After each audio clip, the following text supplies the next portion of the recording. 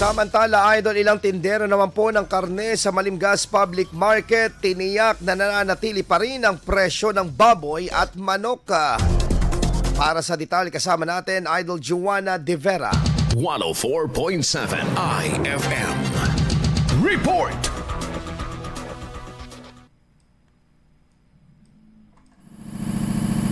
Tindero ng karne ng baboy at manok sa Malimgas Public Market sa Dagupan City na nananatili pa rin ang presyo ng karne kada kilo sa kabila ng naranasang nagdaang bagyo at pagbaha. Ani ng ilang tendero ng karne, hindi umano sila nagtaas ng presyo ng kanilang mga produkto dahil sumusunod rin sila sa price freeze na kasalukuyang ipinapatupad habang nasa ilalim ang lungsod sa state of calamity. Bagaman hindi pa nakakabawi sa kita matapos ang pagkatumal ng mga mamimili noong mga nakaraang linggo, ay inaasahan nilang babalik ang sigla ng kalakalan sa pamilihan sa mga susunod na araw.